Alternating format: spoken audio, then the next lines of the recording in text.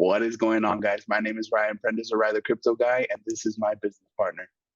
Yo, what's up, y'all? I am Nestor Sanchez or at Crypto Dilo. Thank you for hopping on. And we are the Master Nodes. Thank you guys for tapping into today's podcast. Much appreciated. As always, remember to follow our personal social media accounts to stay up to date with us. Mine is at Ryder Crypto Guy, and my boy's Nestor's is at Crypto Dilo. Make sure you all stay to the end to hear about some additional resources that we're going to provide y'all to get you guys more zoned into the cryptocurrency space. But without further ado, I'm going to go ahead and start today's podcast with 2022's year-end review of what's happening in the crypto market, all the news that's kind of been affecting the market, and where me and Nestor think the market is going to head. Absolutely. So obviously there's been some good news. There's been some bad news. We're going to talk a bit about some of the good stuff that's happened in the cryptocurrency space. We've seen a lot of adoption. First and foremost, Jack Dorsey, I feel like he was one of the people who kind of took everybody by the hand and was like, all right, I'm going to start integrating Bitcoin and cryptocurrency into our everyday lives. He owns Square, and that has payments for, retailers, also websites. So you're actually, I think, able to utilize that as well. And he plans to kind of make it one of the payments that everybody uses and that everybody can use. One of the things with Bitcoin is it does cost money to move, and it does take a little bit of time. So usually around like 10 minutes to actually fully send some cryptocurrency. But one of the cool things that's happening is it integrates the Lightning Network. So the Lightning Network is a little bit faster, pretty much instantaneous.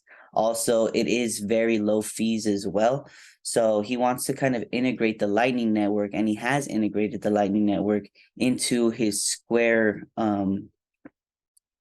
like all the things that he has going on with Square. And also he was with Twitter as well, right before Elon kind of swooped it up.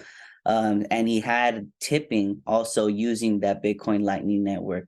So he does want to make those payments available for anybody who wants to use them. And Twitter is, I feel like, one of the growing social medias right now because of Elon, because of all the things that's happening as well. So I think that was very good for him to kind of integrate all that. And it also, gives us access to Bitcoin at our fingertips. I don't know who uses Cash App, but Cash App is kind of where I started buying my Bitcoin in the beginning.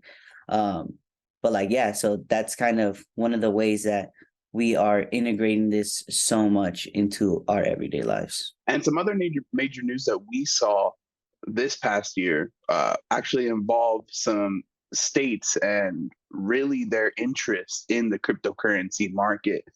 For instance, one thing that we saw was that the UK gave tax breaks to investment managers to cover crypto assets. Another thing that we saw was the US president signed bills which included regulations of digital assets. The thing is with a lot of these states, I feel that there are a lot of regulations that kind of came around this past year. And the reason being is because crypto really sped up in terms of development and in terms of expansion, and also in terms of just companies really being exposed for what they were really doing. A lot of centralized companies were being exposed. And so because of this, consumers and retail investors and traders kind of had to be protected. So states are now stepping in and they're saying, hey, you know what? We actually don't like what's going on with this. Although we don't have control over it, we at least have control of how our citizens interact with it. So this is why we saw, the UK and the US kind of start to roll out more regulations, more policies involving digital assets. So that way,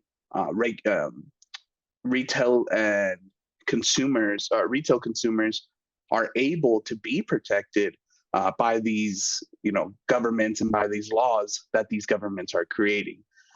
Something that a lot of people may have not agreed with within the crypto community, but I personally believe it's something that we desperately needed in order to protect our retail investors and traders. Yeah, absolutely. I think that's kind of a necessity right now. A lot of, I would say, like traditional investors really pushing for that kind of regulation. And I think a big thing is they kind of want it safer. A lot of people, they're a little bit older when they're investing, and they decide like they don't want to lose, right? That a big thing is, okay, they're okay with some drawback, right? Obviously, but they don't want to lose their money. They don't want something that's going to be risky, going to zero. And when there's not any government regulation, I feel like they're a little bit scared to kind of get into it. I feel like some of the more less traditional investors or people who are brought up around this time, they don't really care. Like some of them are like, regulation or not, I'm investing in cryptocurrency. I'm going all in. And I feel like that's an okay mentality to have. But also, we want as much governments integrating cryptocurrency into our lives and all these different things. Once that adoption happens, obviously, I think it's going to be very great for the cryptocurrency space. Speaking of adoption, let's look at some of the major companies who are now accepting Bitcoin as payment. So I'm pretty sure most of you guys know these companies if you're from the US. We're gonna just name some off. We got AMC, Wikipedia, Microsoft, AT&T, Burger King, KFC, Overstock, Subway, Twitch, Pizza Hut, and more. So we kind of got all these different companies that are now integrating Bitcoin and cryptocurrency into the way they do payments. And I think that's very, very huge because all these currencies, all these companies now can get money from all around the world. And especially now that most companies are online, I feel like this was a very needed kind of move from these companies. And another thing is we don't need to give them all of our information in order to send a Bitcoin payment. So that's another thing that's pretty cool as well. They don't necessarily have our information. They're not selling that information either. And we're able to utilize cryptocurrency to buy things that we need every day and things that we love. I love going to Burger King, getting myself a Whopper. If I could use cryptocurrency to buy that, that's great for me. And we're also seeing like, I feel like there are going to be a lot more integrations once those governments kind of settle everything down in terms of regulations, in terms of like, what exactly is Bitcoin? What exactly is XRP? And you're kind of seeing that stuff right now with the whole SEC. It's kind of what with its trial with XRP, we're kind of seeing everybody kind of set all these different terms in terms of what is going to be the new precedent from now on. So I think that's very, very huge what is happening. And we just can't wait till that thing gets settled so we can actually get some good quality precedents in order to start setting them for all these other cryptocurrencies as well. Yeah, that Ripple lawsuit really is making room, I believe, for what's to come with these cryptocurrency companies. Ever since that lawsuit kind of took effect and went into place, we saw a lot of um, damage done to other crypto companies as well. We kind of saw um, Coinbase being looked into, Binance being looked into, and a lot of other different types of exchanges kind of really dialing things back in terms of you know their movement forward because they were afraid to be hit by fines by the SEC. And Yeah. so I feel like once that lawsuit is kind of done and over with, that's really going to set precedents for a lot of other cryptocurrency exchanges. Although Ripple is not a cryptocurrency exchange. Basically, in short, their lawsuit is fighting for if XRP was a security. And so that precedent is really going to set the tone for a lot of exchanges because the SEC is kind of going after these exchanges saying, hey, wait, no, you guys are actually selling securities and not filing them or not reporting them. So that's really going to set the tone for how they're going to approach these cryptocurrency exchanges. But we'll kind of see where that goes. Another thing we wanted to talk to you guys about was OpenSea hit $5 billion in monthly trading volume this year. So I know the NFT community has kind of dwindled out over the past year.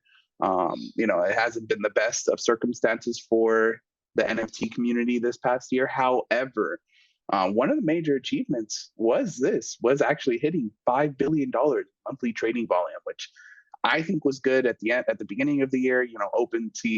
NFTs in general were very strong. There was a lot of support behind them.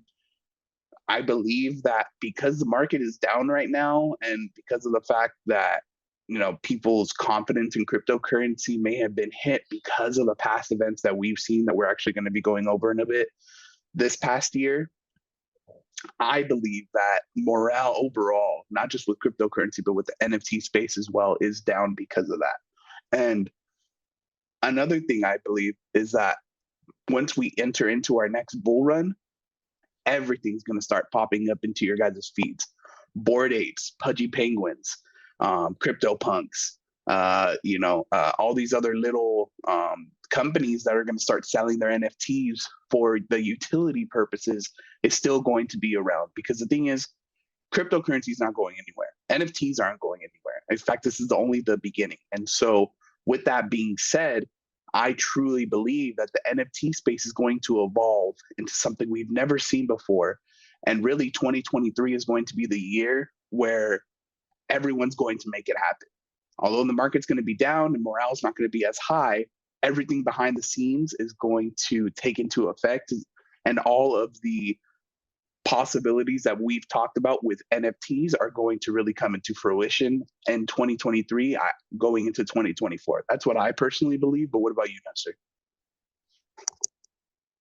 I definitely think we're definitely heading in the right direction in terms of all these different things. And I feel like what you're saying is right. Right now, they're using this time to kind of move things forward, even though there's not that much interest in it. And I feel that's kind of the way generally things work. Even if when there's not that much interest, that's when everybody's building. That's when things are actually happening. And you don't hear about these things until that bull run hits, right? You don't hear about all this good news until money is already flowing into it. Banks are already putting it into it, and they're investing. So this is kind of huge. And a lot of people don't understand the cycles that we go through, because a lot of times they just hear about Bitcoin when everything's up. So they don't really understand what's going on when everything's down. And like I said, this is times where people are building the foundations for the bull run, for everybody to hop on, for more adoption. And this is actually where, all the billionaires are made, all the millionaires are made, because they're able to get all these great cryptocurrency projects at very low prices. And once everybody figures it out, once everybody hops on the trend, then they're able to capitalize off of all the new money in the market. And it's definitely huge how much money was going into the NFTs as well. $5 billion is nothing to laugh at. It's definitely a good amount of money, especially when some of these NFTs, for those of you guys who do not know what it is, an NFT is just a digital asset. So for these digital assets, some of them are literally just pictures, right? Some of them are literally just artwork. Some of them are videos, but some of these are actual projects that have, specific types of tasks that are going to be completed. It's called a roadmap. So they actually have, different collaborations that they're trying to do. Some of them integrate merchandise. Some of them integrate shoes. Some of them integrate events. So there's a lot of different things that can come with this NFT. And once people realize that an NFT is more than just a picture on your laptop, then they're going to be able to utilize NFTs as they actually should be. And I think right now it's vital that some of these companies, some of these NFTs, some of these, exchanges actually fall off, right? We actually want this in order to see who is for real, right? And definitely the cryptocurrency space is still growing. So there's not really concern for me in that aspect. according to a report by AAA, as of 2022, it is estimated that there will be more than 320 million cryptocurrency users worldwide. So we are not stopping in terms of new people getting in the space, but you're kind of not hearing all this stuff because banks don't want you to know this right now, because they're actually investing. They want the lowest prices on these cryptocurrencies. And like I said, there was a lot of things that happened that kind of needed to happen. We needed these exchanges to kind of die off in order to see who's real, who's actually trying to help the cryptocurrency community, and who's not. So Yeah, some of another reason. the Oh, sorry. I was gonna say a lot of the reasons why we're also seeing that, and the reason why we're not seeing all these like good headlines in the news is because of all the negative news also that's currently affecting the market. exactly. And some people don't even they only listen to the negative news, right? Hmm. They don't go out of their way to search that stuff. They're the But I we knew it did people. They're the like, oh, I told you it was gonna happen, and it yeah, happened. Look, I told you. exactly. And yeah, there was a lot of bad news this year, I would say. Like it really exposed what was underneath that bull run, what was underneath hitting $1 trillion in market cap. So some of it was good. Yeah, we just showed you guys a lot of good stuff that's happening with crypto, but we want to show you the opposite side of the coin. There's pros and cons to everything. There's bad and good with everything. What is the kind of bad stuff? What kind of turned people away from crypto? But like I said, it's kind of needed. Uh, So oh, oh, okay. well, I just want to talk about the crash of many different exchanges and businesses due to the lack of money in cryptocurrency. So one of them being Terra Luna. That was a project that had a stable coin that was pegged to um, Terra Luna. So they were kind of connected.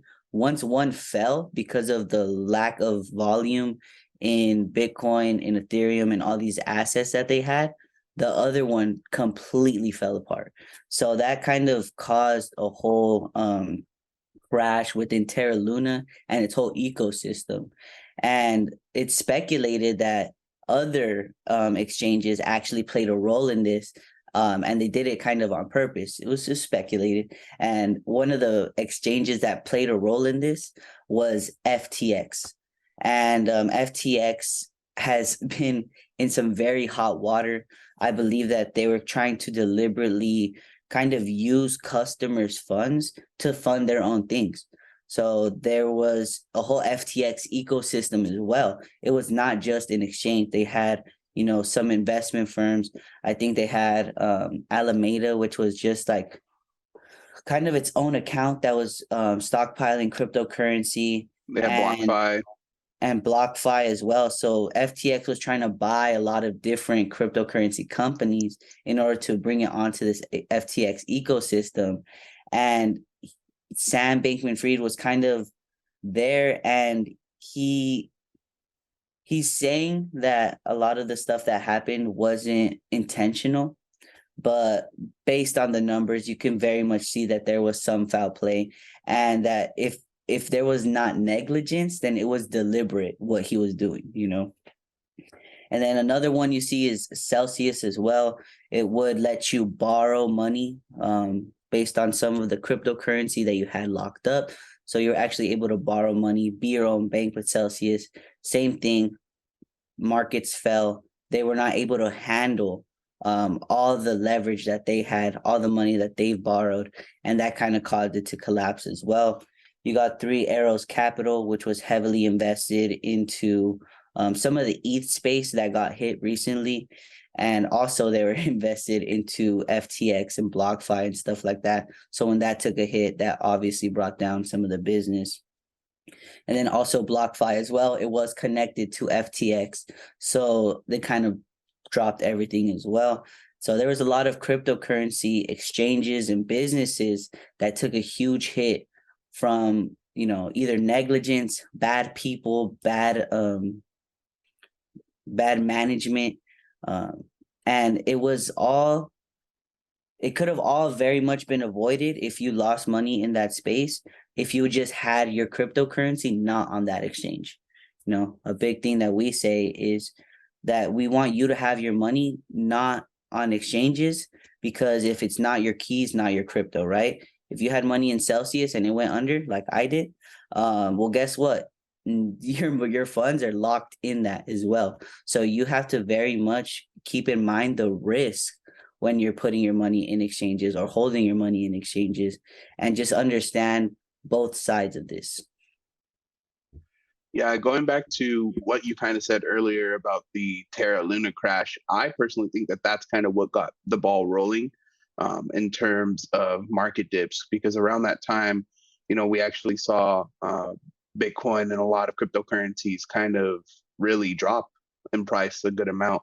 And that's kind of what started this domino effect of, okay, well, Terra Luna or Terra Labs, did this with their cryptocurrency, and pegged it and made these mistakes. What does that mean for other exchanges? What does that mean for other cryptocurrencies that these exchanges are kind of utilizing these native tokens? Are they utilizing them in a correct way, so that way our retail investors and our retail traders are safe right now? We actually have to look into it, and that's kind of what the government was going through in the SEC and all these other foreign, groups that were kind of looking into. They were saying, okay, well, what's actually happening? Let's take a step back. Let's look into these companies and see, are they doing what they're supposed to be doing? And then that's when people started looking more into these companies. And, we had people like BitBoy that was looking into, all the wrongdoings that FTX was doing. And he was actually talking about FTX really doing some shady stuff for quite a while. He did, after watching his podcast for this past year and really going back into his older ones from the last couple of years, he's been monitoring FTX pretty heavy. And so, he saw this in the beginning. He saw that FTX and what they were doing was wrong, and really kind of stepped into the game and said and exposed them for what they were truly doing. So, we had a lot of instances like that. But another thing that I think affected the market was Axie Infinity's Ronin bridge was hacked. To date, it's one of the largest hacks in the crypto space, and around $600 million was hacked. And I believe this is also another event that kind of triggered a drop in the market. We saw this a little bit at the beginning of the year with the popular game, or the popular metaverse game, Axie Infinity, being hacked remotely from, I can't remember exactly who it was from. I believe it was from North Korea, if I'm not, it was North Korean hackers. Am I mistaken by that? I remember that's what you said last time Yes. we talked about it. I believe, yes, I believe after reading into it a little bit, I ended up finding out it was North Korean hackers that had hacked the Ronin bridge. And essentially what the Ronin bridge did was it connected Axie Infinity to other cryptocurrencies. I believe, I can't remember off the top of my head what they had kind of in their inventory at the time. I'm pretty sure it was Bitcoin and Ethereum, because I do remember seeing that some of it was able to be recovered. However, the fact that we even saw a hack of this magnitude during a time where people's perception of cryptocurrency wasn't the best because of everything else going on in the market, and the market going down in price, it really was like a low blow to our morale. And I think it was one of the reasons why we saw another sharp decline in the market.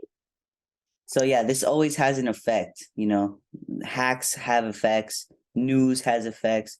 Like another thing that we don't really hear a lot about is actually interest rates. So governments, interest rates, banks, they all kind of play a role on where our money goes, right? So let me kind of put this in perspective for you, right? So basically, when interest rates go up, less people borrow money, right? Because it costs more money to borrow. So if interest rates go up, then that means there's also less inflation, because there's less money going out there. There's less money being printed.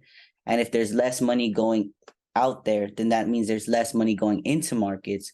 And a lot of the time, some people are actually pulling out money from the markets in order to, pay these debts because interest rates gone up. Um, and that also tends to make the market go down. So different things like interest rates going up also have a huge effect. Last year, they were printing a lot of money. Interest rates were at an all-time low. And what happened, during that last year? Well, we were hitting the top of that bull run, right? And then the year before that, we were also getting a lot of money from governments. We were also getting money from these stimulus checks, and that was going into crypto. That was going into riskier investments. And once that kind of was over, we saw this huge correction. And for a lot of people, they feel like they lost money, but this is a great opportunity to kind of get into the space. One of the big things about this is it's the long game, right? One of the games we're playing here is we don't want to buy Bitcoin and it go up $200 million in one day. What we expect is Bitcoin to go up, appreciate over time due to scarcity, due to the technology behind it, and the usefulness behind it, right? And we understand that over time, people are going to start to understand this more. So we definitely think that we may be hitting all-time lows soon. We may be hitting cryptocurrencies going down, not ever recovering. But I feel like this is part of the slash and burn. We need some of these cryptocurrencies to burn in order for the next cryptocurrencies to kind of grow, to be in fruition, to actually follow through. And we need examples, right? We need FTX as an example for this to never happen. We need Celsius as an example for this to never happen. And I'm glad that some of these things went down, even though I may have lost money or, tied up some money that was not supposed to be tied up. And just because of the live and learn factor, a big thing about this is cryptocurrency is the Wild West. Right now, especially, right? There's no regulation. There's regulation now, but less regulation. We still don't really know what it is. We're still learning about it. Not a lot of people know, and there are hackers out there, right? There's people who want your money more than you.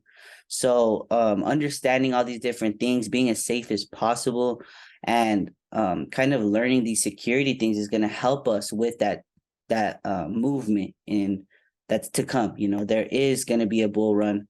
There is going to be an end to this bear run.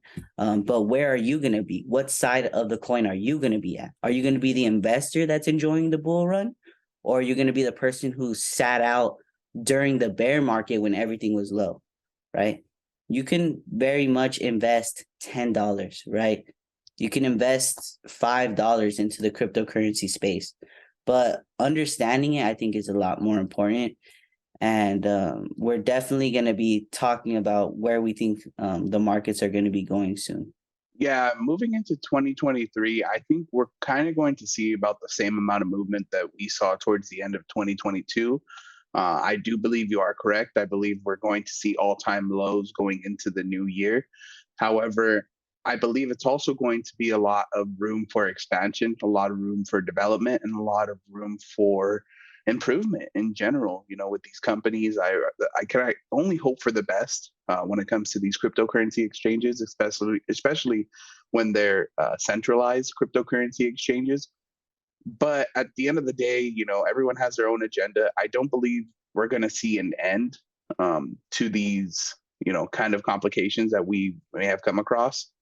However, I do believe it's going to leave a lot of people to be more cautious about where they store their crypto and how they store their cryptocurrency, and where exactly are they trusting their cryptocurrency, to be staked, to earn interest, to be held, because, we've seen a lot of really shitty things these past couple of months, with FTX, with Celsius, with, just a lot of these exchanges kind of coming to light and being like, okay, this is happening.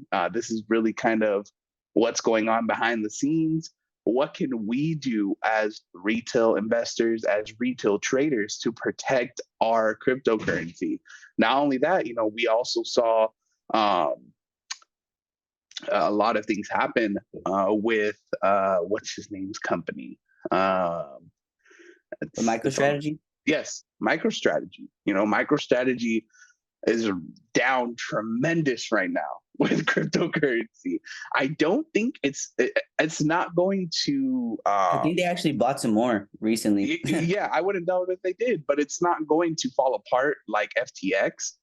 Um, but I do believe that we're kind of going to see a shift in how these companies themselves are investing into cryptocurrency. So not only from the retail traders perspective are we going to see change, but from the big money, the big players, we're also going to see change in them as well. And not only that, I feel like there's going to be a lot less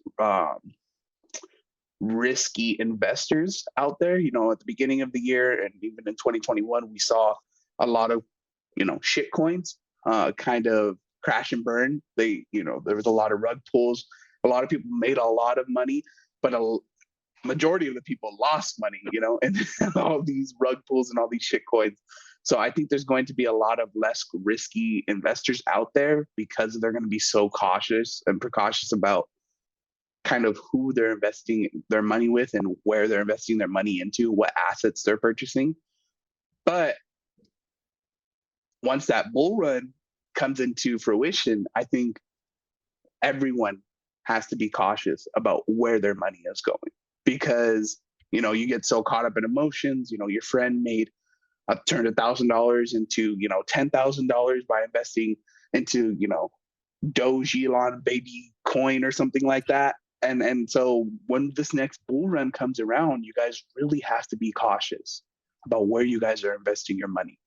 Because if you guys aren't cautious about where you're investing your money, your 10,000 could turn into zero like that. I mean, just this past year, we saw FTX, Sam Bankman-Fried, one of the engineers or someone that they believe was going to be like the next Zuckerberg of cryptocurrency, lose billions of dollars, just like that. Of other people's money, which is insane. Yeah. It's not like I mean, he was even if just his own money trading he and stuff lost, like that.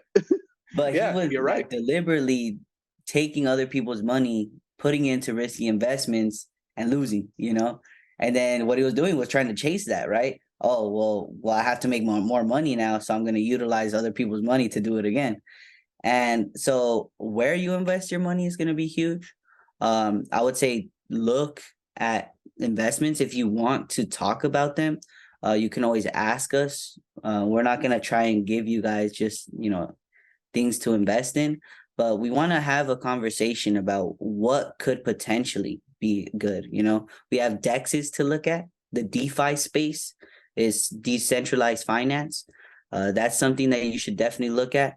We don't want you investing into centralized coins, I would say, that are like, crypto.com coin. You could obviously do your own research, do what you want to do. But yeah, where you invest is huge, and also how you invest. So be secure with your cryptocurrency. Do not keep it all on an exchange. That's It's one of not that we don't want you guys to invest in those coins, but we definitely want you guys to start doing your own research. Doing your own research is going to be key moving into 2023. Yeah. So another thing, yeah, like don't just have it all on an exchange. You can get a ledger, keep it on your phone with different wallet apps. So just move your money out. And another thing of advice, like I said, this is the long game. Patience is key, and patience is what makes millionaires. But a big thing is understanding. So do your own research. Ask us how to do our own research, how we do it. We actually made a video on that too. If you guys want to check that out on YouTube, we'll put the link up. But we definitely need you guys and want you guys to be confident crypto investors, right? That's one of our goals, is to create 500 confident crypto investors. And you can't be confident in your ability without some type of knowledge, without some type of education. So I want you guys to definitely double down in that. And do you have if you anything else guys to say? yeah, if you guys actually want to be more secure with your guys' cryptocurrency, you guys can click on the link, this one in the top right corner. I'm going to go ahead and add it for you guys to our security video. And that's going to teach you everything you guys need to know about how to be more secure with your cryptocurrency. Some examples that we give, I believe Nestor actually talks about his ledger that he has and how he uses it to secure his crypto. And so yeah, we just want you guys to be as prepared as you guys can moving into the new year, and not just moving into the new year, but moving forward in general. Because, like I said, cryptocurrency is not going anywhere. It is here to stay. So we have to adapt, we have to get used to it, and we have to be able to learn how we could be better investors. But that kind of wraps up today's podcast. Thank you guys for tapping in. Much appreciated as always. Remember to follow and subscribe to our personal social media accounts. Mine is at Ryder Crypto Guy. My boy's Nestor's at Crypto Delo. And we're also have our social media accounts for the Masternodes. We're on Instagram, Facebook, LinkedIn, TikTok, and Twitter, all at the Masternodes. Our visual podcast experience can be found on YouTube, and our audio podcast experience can be found on Spotify, Apple Podcasts, Google Podcasts, Stitcher, and all your other favorite podcast resources. Visit our website, www.themasternodes.com, and subscribe to our email list to receive the latest and greatest cryptocurrency information. And if you guys want to talk to us a little bit more in terms of like actually communication, we have a Discord that you guys can hop in. It's basically for money makers. So if you don't want to make money, we don't need you there. But we're trying to make a community, like we said, of confident crypto investors. But we don't just talk about crypto as well. We would love specialists. We would love people who inquire about stocks, trading, Forex, the whole lot. And we want you guys to kind of be in there, talk, grow. We put news updates in there, market updates. A lot of the stuff that we talked about in this podcast were actually brought up beforehand in that in that Discord. And that's kind of how we get our news out there to the people who listen to us. Another thing we have is if you wanted to be a part of an online university that teaches about digital entrepreneurship, you can definitely text us, drop a comment down below, DM us, and we're definitely going to be there to help you, team up with you, and help you make more money in this online world that we have right now. A lot of the stuff that can make you money is going to be online, especially moving into the next year and the next years after that, because of automation, because of all these robots. And if you're not learning about it now, then when you need it down the line, it's going to be a lot harder to kind of double down and kind of make money in that. So we want you guys to be on the front edge of all this stuff. And if you want that as well, then obviously you can find us. We'll help you. We'll teach you, and we'll all make some money together. Yes, and thank you to all of our loyal listeners this past year. Without you guys, me and Nestor wouldn't be able to do what we love. So thank you guys. We hope you guys had a good 2022. Now let's move into 2023 with some confidence. Remember, if you guys ever have any questions, please feel free to reach out to us. But my name is Ryan Prendez. This is my boy, Nestor Sanchez. Like we said, we really do appreciate you guys. We hope you have a wonderful year coming up. And I hope we're all in the position to make some money, to make some bread, and to grow from the cryptocurrency space. And as always, guys, try your best to choose kindness and have a great day. Yes. Thank you guys for tapping in. Much appreciated as always. Bless up and Happy New Year. Here at the Masternodes, we are not making any claims as to income you may earn. Before entering any agreement, please use caution and seek the advice of a professional advisor, such as attorney or financial advisor. Please ensure your own research is done before investing any money into the market.